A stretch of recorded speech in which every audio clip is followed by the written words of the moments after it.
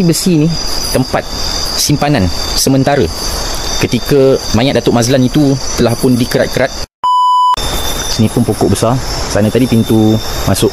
Dekat sana tu ada satu bilik kecil, dan di sebelah ni adalah pintu keluar ke bahagian luar.